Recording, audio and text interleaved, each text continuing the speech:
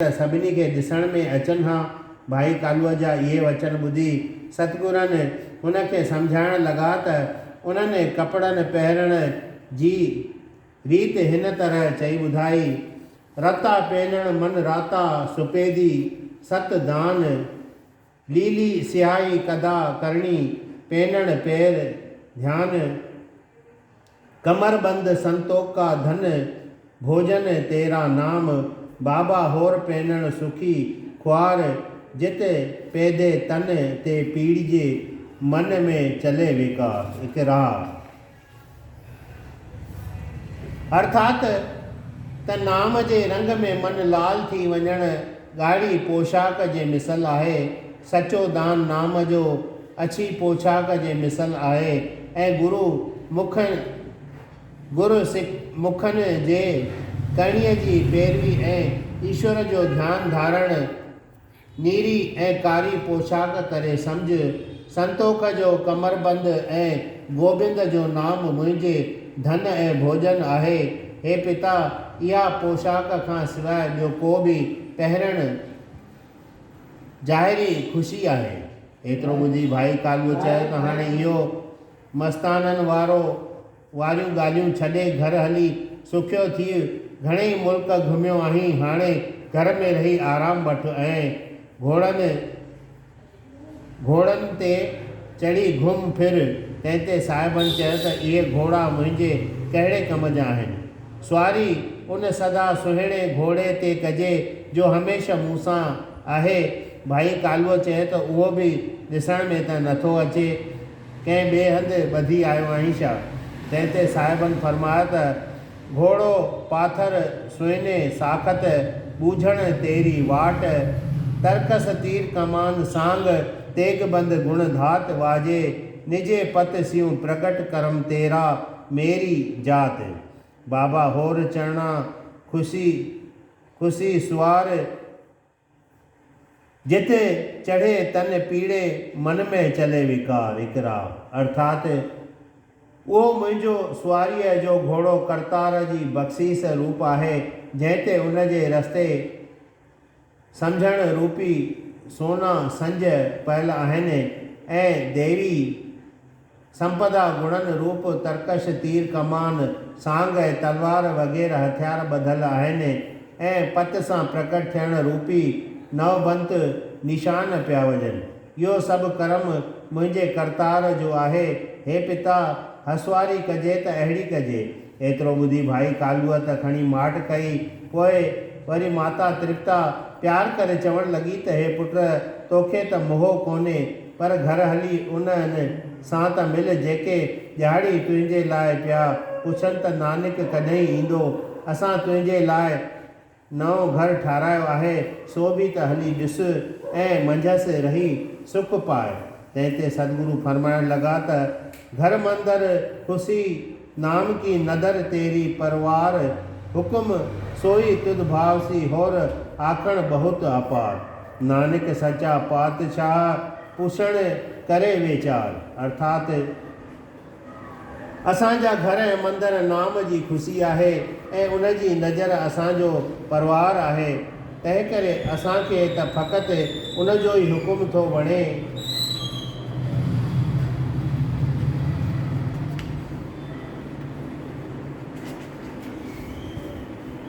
बाक़ी घणनि ॻाल्हियुनि करण वारा त अपार थिया आहिनि। हे माता हिननि सभिनी ॻाल्हियुनि जी सचे पातशाह वटि पुछा थींदी।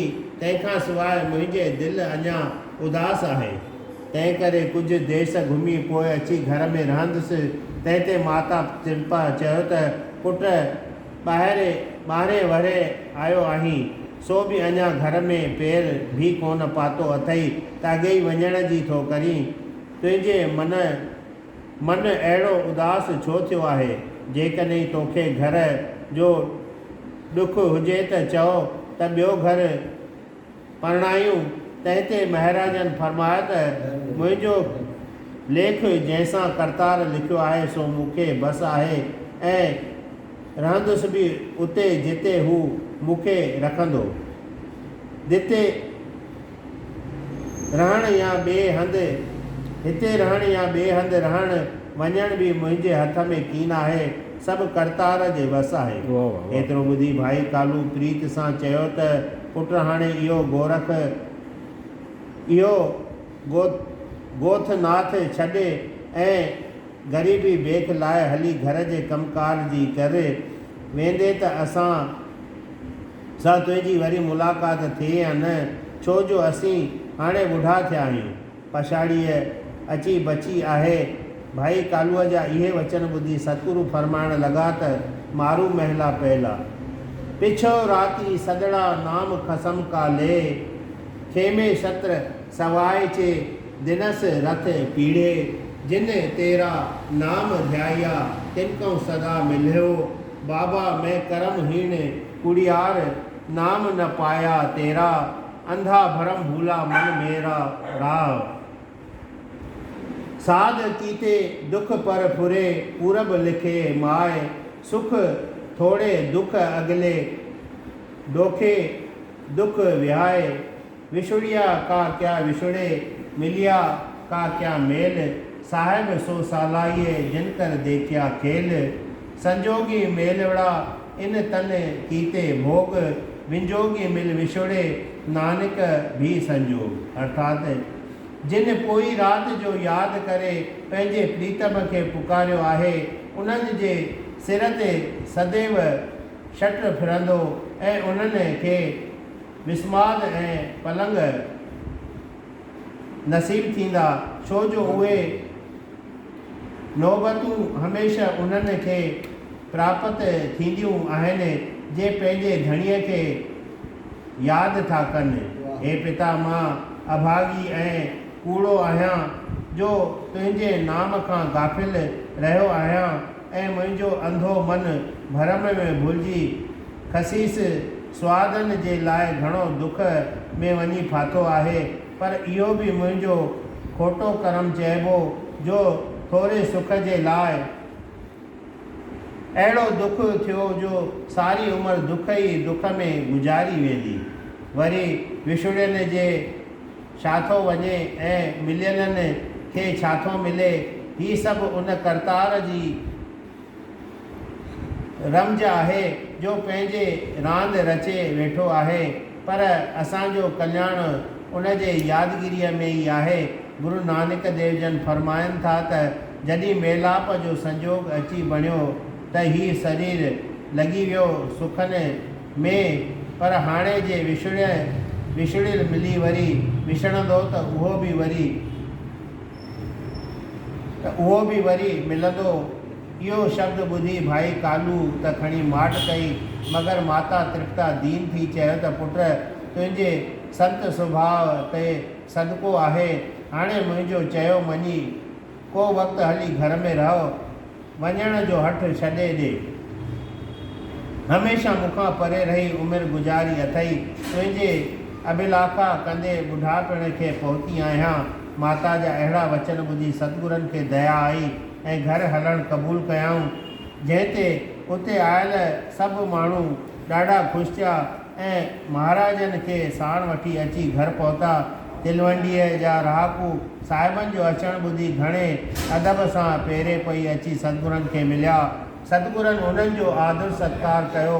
भाई लालू जेको उन्हीअ ॾींहुं कंहिं कम सां ॿाहिरि वियो हो, सो बि महाराजनि जे अचण जो ॿुधी कमु उते ई छॾे घणीअ सिक सां अची साहिबनि खे गॾियो। आख़िर किन माण्हुनि सतगुरनि जे ॾंडवत हर दयाल ऐं मुला खे परलोक पधारण जी ख़बर ॿुधाई, जंहिं ते गतदायक महाराजनि फरमायो त भाई हीअ 5 ततनि जो पसारो सारो झूठो आहे। उठ जे नास थियण उनजे नास थियण गजल खरा उनजे नास थियण जो विरहमी कान थी लॻे। इन्हीअ करे असांखे हमेशह सतनाम सां लिव लाइ हिन जगत खे सुपने वांगुरु सम्झणु घुरिजे ऐं मोह रखणु न खपे, जेको भक्तीअ में पंहिंजो फ़क़ति निस्तारो पंहिंजे जेको भक्तीअ में पंहिंजे वक़्तु निभाइनि था उहे ई हितां खणी हलनि था। साहिबनि जा इहे वचन ॿुधी सभिनी उते वेठलनि धन नानक जय नानक उचारियो। बोल गुरु नानक देव की जय। कलयुग जे पापी जीवन खे तारणहार सतगुरु पोइ आनंद सहित घर में रहण लॻा ऐं भाई बाले खे चयऊं त बाला तूं बि वञी पंहिंजनि कुटुंबनि खे गॾिजी आव, पर ॾिसजांइ मतां मोह रूपी दुबड़े में गपी वञी। एतिरो ॿुधी भाई बालो मथो टेके वञी पंहिंजे परिवार खे गॾियो ऐं सभिनी सां मिली ख़ुशि थी मोटी महाराजनि वटि आयो। श्री गुरु महाराज गच ॾींहुं उते रही सभिनी खे आनंद ॾींदा रहिया। हिकिड़े ॾींहुं भाई कालू साहिबनि खे नवलोक खे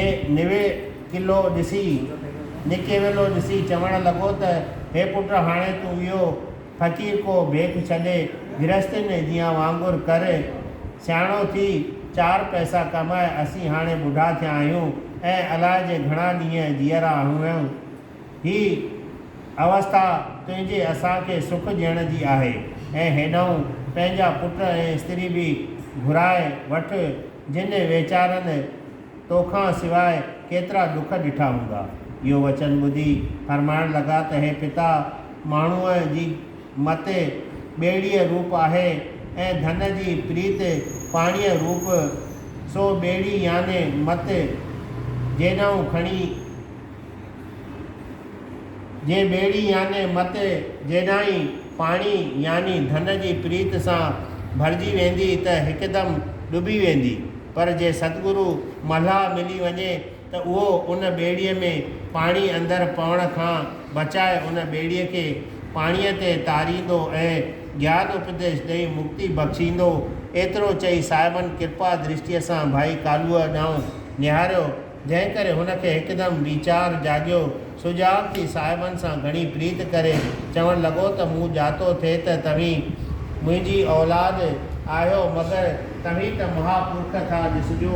हे दीन दयाल, तव्हीं मूंखे ज्ञान दान बख़्श करियो, जंहिं करे मुंहिंजो जनम मरण नास थी वञे ऐं सचो सुख पायां।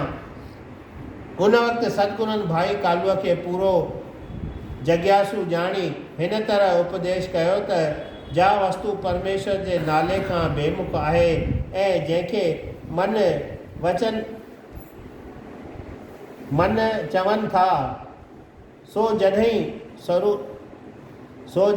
स्वरूप जे सन्मुख थिए थो तॾहिं उहो मन फिरी अमन थो थिए। जीअं तपत न थियण करे पहाड़नि ते बर्फ़ ॼमी वेंदी आहे ऐं तपत करे ॻरी पाणी थी पवंदी आहे, तीअं मन जी गति ॼाणी उनखे परमेश्वर जे तरफ़ पको करणु घुरिजे त उहो साॻियो मन हर्ष शोक राग ऐं द्वेष खां छुटी निर्मल थी पवंदो। ॿियो त ईश्वर हर हंधि ऐं हर कंहिं में मौजूदु आहे। जहिड़ीअ तरह पृथ्वीअ ते पाणी, पर जेकॾहिं तूं चवीं त पाणी जिते किथे नथो ॾिसण में अचे त उनजो जवाबु हीउ आहे त हर हंधि पर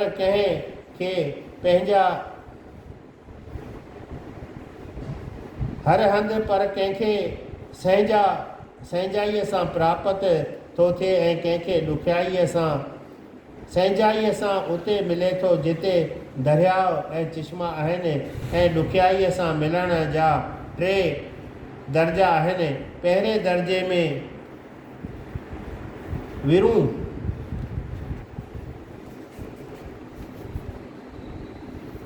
खुयूं ऐं हौज, ॿिए दर्जे में खूह बावलियूं ऐं वॾा तलाव, 3 दर्जे में वॾा खूह जिन जो पाणी कोशिश सां ढगा छिके कढंदा आहिनि। जेके ज्ञानी पुरुष निर्मल हृदय वारा आहिनि तिन खे ईश्वर प्रत्यक्ष भासे थो, जीअं दरिया जे पाणीअ ऐं जगियासु पुरुष जे परमार्थ जे रस्ते पिया आहिनि तिन खे पाण सुधारण सां जल जे दर्शन थिए थो। जीअं खुहनि ऐं हौजुनि मां थोरे ई खोटण सां जल निकिरे थो ऐं विषय पुरुषनि खे कशाले ऐं कमाईअ सां पाणी नज़र अचे थो। जीअं खूहनि बावलियुनि ऐं वॾनि तलावनि मां अहिड़ीअ तरह चोथें दर्जे याने पामर पुरुषनि खां पिणु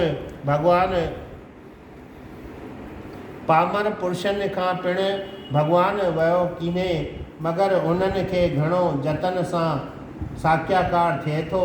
जीअं पाणी वॾनि खूहनि मां हाणे प्रसिद्ध आहे त पाणी हर हंधि आहे, पर किथे थोरी महिनत सां ऐं किथे घणी ज़ाहिर थिए थो। तहिड़ीअ तरह निरंकार बि हर जाइ मौजूदु आहे, पर किन खे थोरो अभ्यास करण सां ऐं किन खे घणे सां मालूम थी थो सघे।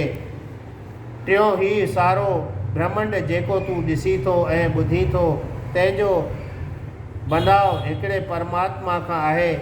जीअं नंढड़ो ॿिज जे कणो पाण मां वॾो वणु पैदा थो करे, पर जेकॾहिं उन